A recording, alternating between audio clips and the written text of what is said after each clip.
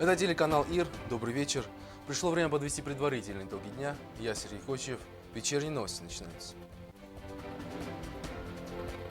Перспективы дальнейшего сотрудничества двух стран. Состоялась встреча президента Леонида Тибилова с президентом России Владимиром Путиным.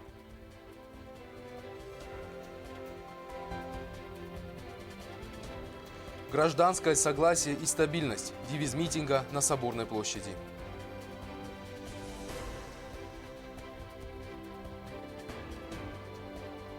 До судьбоносного решения о переименовании республики осталось меньше 3 недель. Мнение наших жителей. Жива ли остинская поэзия? Сегодня отмечается Всемирный день поэзии.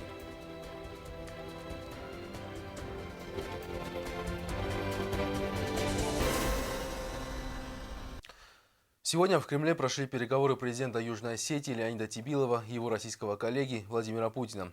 Глава Южной Осетии прибыл в российскую столицу по приглашению президента Российской Федерации. Как сообщила пресс-секретарь президента Ганна Яновская, открывая встречу, Владимир Путин заявил, цитата, «Между Россией и Южной Осетией сложились поистине союзнические отношения. Мы развиваем наши отношения на основе базового договора. В целом все реализуется. Конечно, есть ряд вопросов, которые требуют особого внимания с нашей стороны, но в целом мы довольны тем, что ситуация в Южной Осетии стабилизируется. На повестке дня вопросы социально-экономического характера, и в ходе нашей беседы мы главным образом на этом и сосредоточим внимание». Конец цитаты. Российский лидер напомнил, что в апреле в Южной Осетии пройдет важнейшее внутриполитическое событие – выборы президента. Путин пожелал Тибилову удачи на предстоящих выборах и выразил надежду, что выборы пройдут в соответствии с Конституцией и соблюдением законов. Леонид Тибилов поблагодарил Путина за поддержку, которую Россия оказывает Южной Осетии. Цитата. «Договоренность с Россией – это безопасность, это уверенность в завтрашнем дне.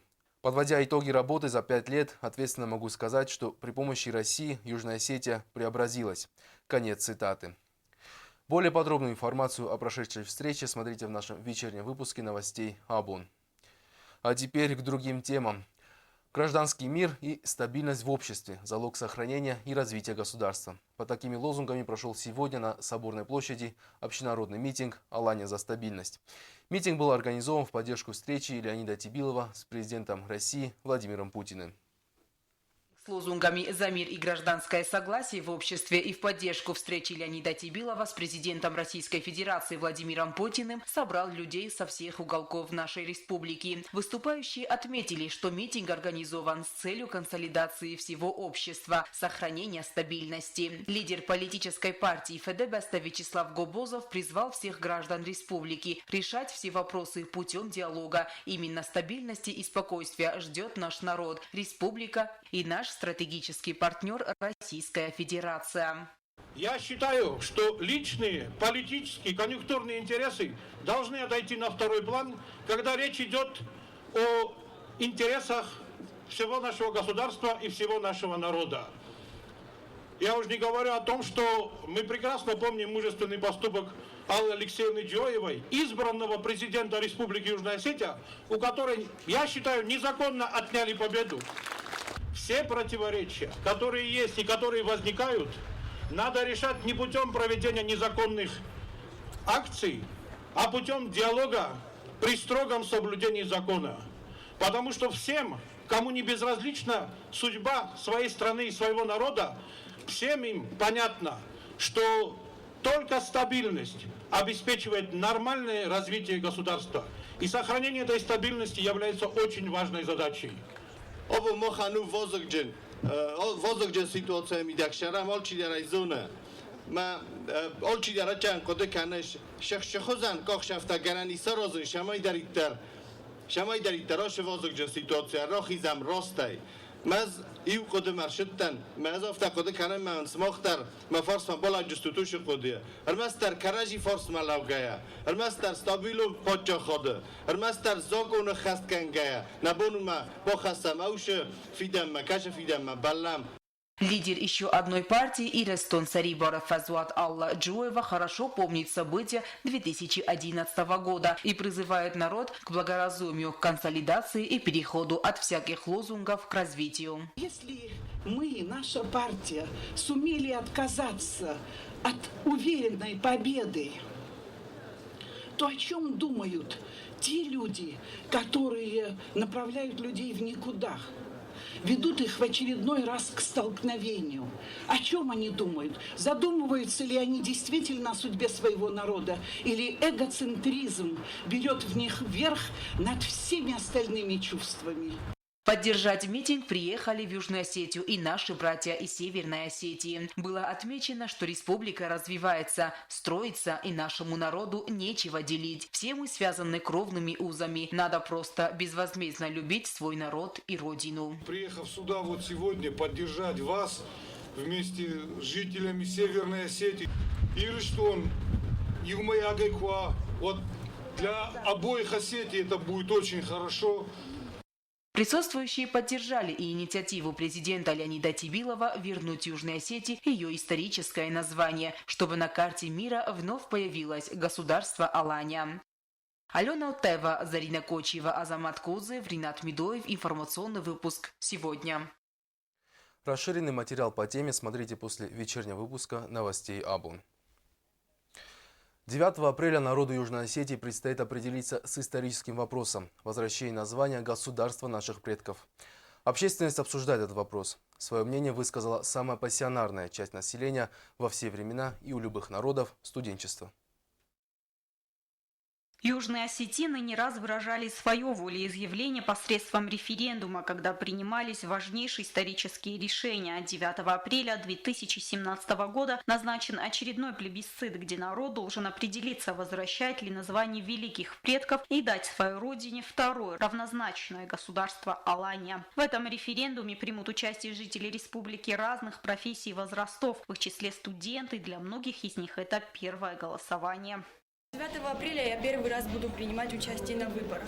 Параллельно с выборами пройдет и референдум, на котором я бы хотела проголосовать за республику Южная Осетия, государство Алания. Это мой выбор.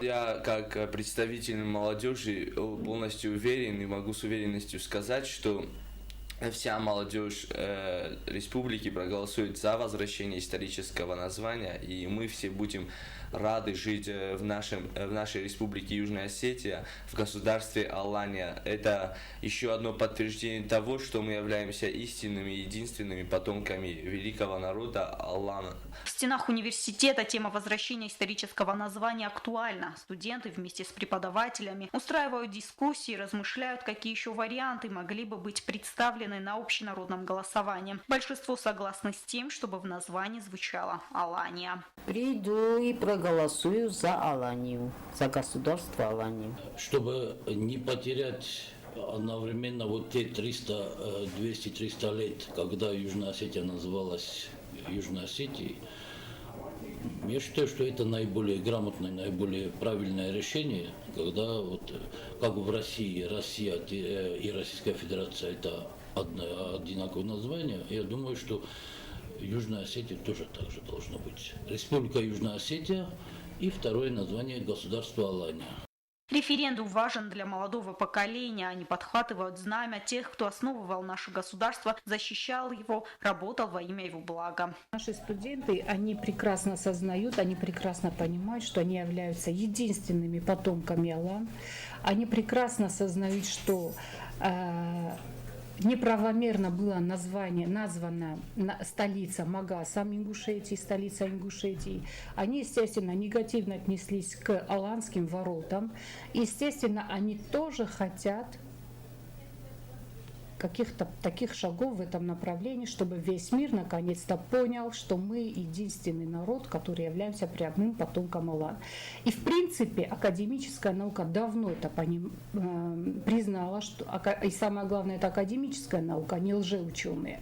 Академическая наука давно это знает, что осетины являются прямыми потомками Алан. Для нас в принципе должно быть это достаточно. Но сегодня мы являемся свидетелями, живем в обществе миметизма, где быть и казаться это одно и то же. То есть недостаточно иметь вот эти сведения в учебниках, в книгах, серьезных монографиях. Надо, наверное, проводить какую-то пиар-кампанию и активно оповещать это в средствах массовой информации, причем не на местном уровне, а уже на мировом масштабе.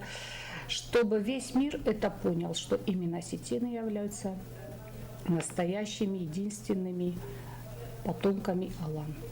До референдума осталось достаточно времени, но мы уже начали чаще употреблять название Алания, Аланы, а это значит, что в сердцах мы свой выбор сделали. Мы Алания. Зраса Кузаева, Александр Кочев. Информационный выпуск сегодня. Улучшение медицинского обслуживания жителей сельских регионов является одной из важных задач. Во многих селах установлены современные модульные ФАПы. О сельской медицине в репортаже Ирины Битьевой из Лениногорского района.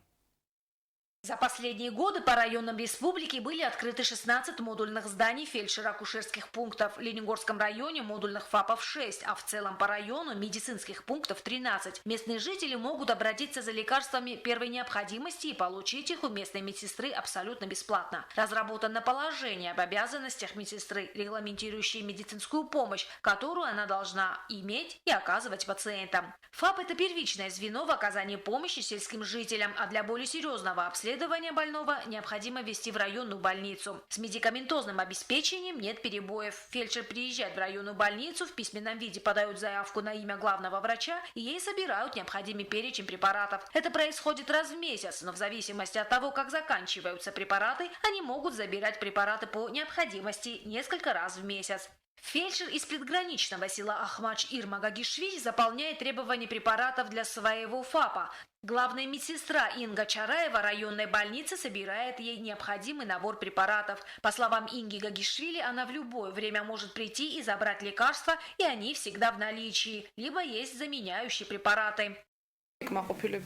Жители села довольны. С медикаментами у нас нет проблем, так как нам в больнице выдают все необходимые медикаменты. Процедура выдачи препаратов предполагает тщательный документальный учет. Как говорит главврач Лениногорской районной больницы Людмила Гигулаева, ведется дотошный учет каждой таблетки. В углу кабинета целая кипа бумаг, датированных по годам и месяцам, кому и когда выписывали препараты. Все фельдшера прошли подготовку по повышению квалификации, а письменное требование необходимо для отслеживания любого препарата. Если в ФАПе отсутствуют препараты, то причина одна – фельдшер своевременно не пришла в районную больницу за медикаментами. Из-за нет современного модульного здания, но все необходимое в здании медпункта есть. И по словам фельдшера Ларисы Плеевой, нехватки в медикаментах она не испытывает. Нужно только обратиться в районную больницу Лениногора. В Лениногоре и оттуда привозим мы лекарства такие, какие нам нужны, какие препараты нам нужны, нам ни в чем не отказывают.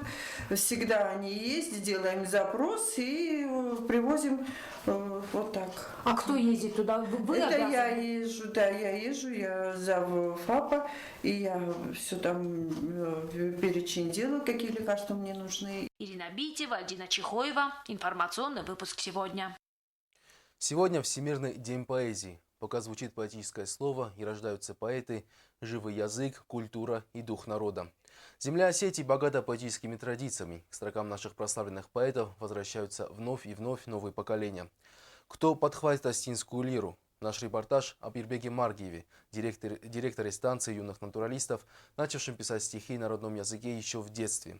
Эльвира Тибилова продолжит.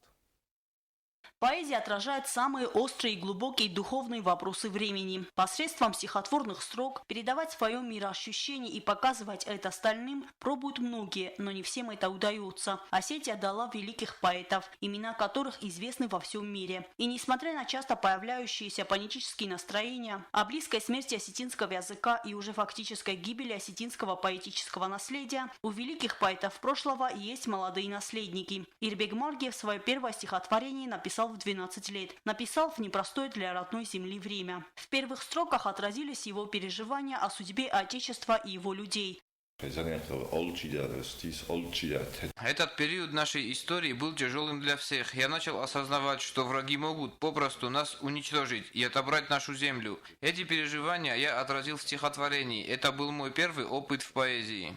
Начинающий поэт не оставил увлечения и продолжил писать стихи. Красота родного края – лейтмотив его стихов. Что неудивительно, Ирбег родился и рос в одном из самых красивых и мистических ущелий Южной Осетии – Тлийском. Стихи Ирбега Маргиева впервые напечатали в газете, когда ему было 18 лет. А с подачи поэтессы Риды Хугаевой несколько его произведений были опубликованы в сборнике молодых поэтов Осетии «Заракнеллах Каласай». Это дало дополнительный стимул молодому поэту, вселило в него уверенность. Его произведения стали публиковаться на страницах и литературных журналов. Получили одобрение народного поэта Нафиджу Сойте. В 2007 году у Ирбега Маргиева вышел небольшой сборник стихов «Савахсиды Зоржита». Есть поэты, которые формировали Ирбега в творчестве, чей путь для него является примером и вдохновлением.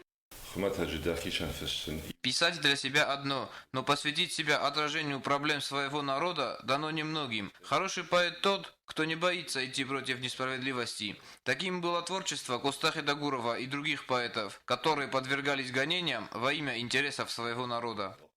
Современная осетинская поэзия также идет в ногу со временем. Веяния и события времени диктуют новое мышление, которое находит свое отражение и в творчестве молодых поэтов. На книжных полках появляются новые имена. Нам нужны новые писатели и поэты. Хочу пожелать Осетии новых талантливых поэтов, а молодому поколению не бояться рисковать и показывать себя, работать над собой всегда. Поэзия обогащает человека. Поздравляю с этим днем всех, кто любит поэзию, кто пишет стихи и кто их читает. Осетинская поэзия жива, и дай бог будут появляться все новые поколения мастеров художественного слова. Эльвира Тебелова, Азиз Бакаев. Информационный выпуск сегодня. Далее познакомимся с прогнозом синоптиков на завтра.